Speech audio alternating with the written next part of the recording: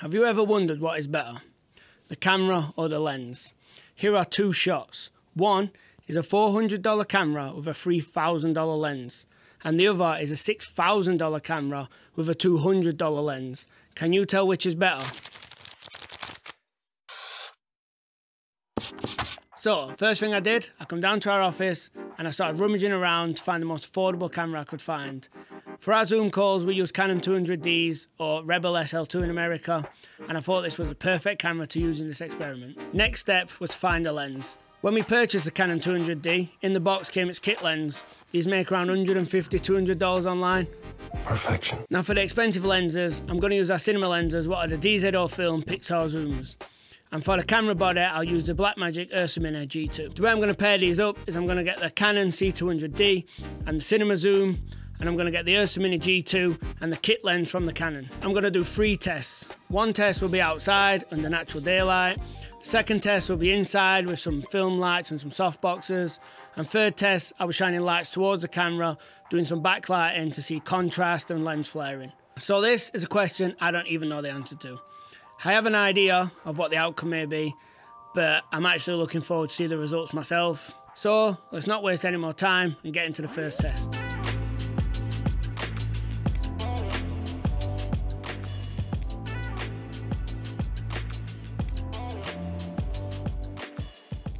So here we are, we're outside. I've got the Ursa with the Canon kit lens and the C200D with the cine lens on. It's getting late in the afternoon, so the sun's quite low behind the camera, just setting. There's still plenty of light for exposure though. They're both set to 5600 white balance, both set to native ISOs. I'm going to jump in front of shot, get some shots of myself and compare. So back at my desk now so I can review the footage. We have got the Canon 200D with the cine lens on the left and the Ursa with the Canon kit lens on the right.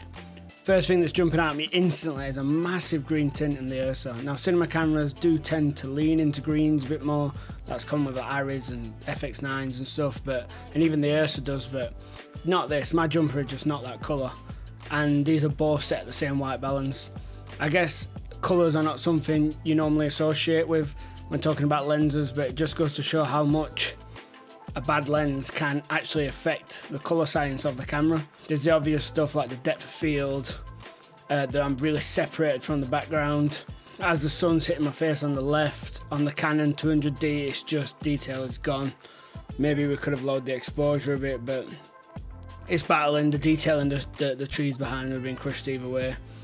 That camera doesn't have a log profile, so I guess this test is far from scientific, but if I had to pick my favourite image, I'm going to go for the left image, the Canon 200D with DZO cine lens.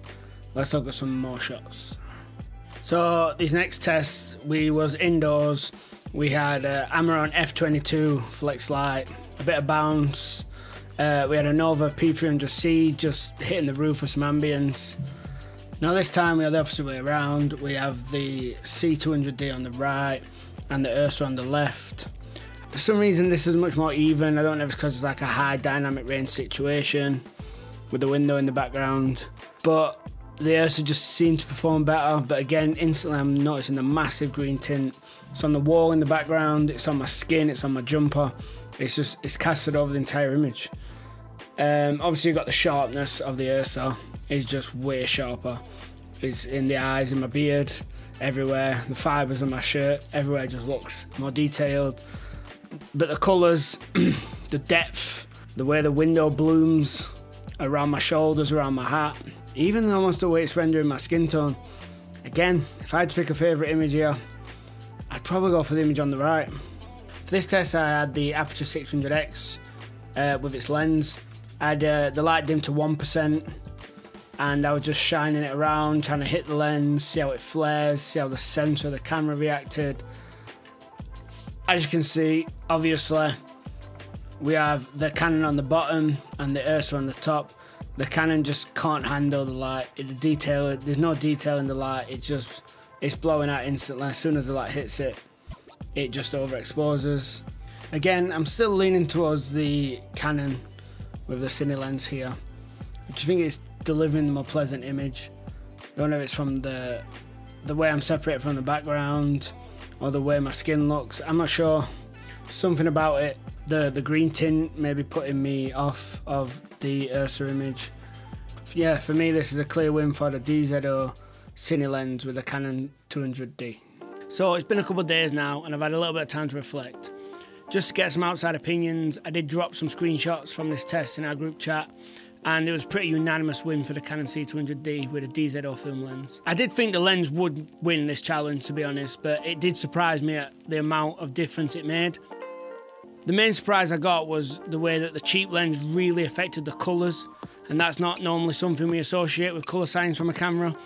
It just makes me think that all these tests to compare colours with people like Canon and people like Arri really can be affected by what the lens does to the image and not just the camera sensor. So to answer the question, what is more important, the camera or the lens, I'm going to go lens. Now, how can we take this advice moving forward?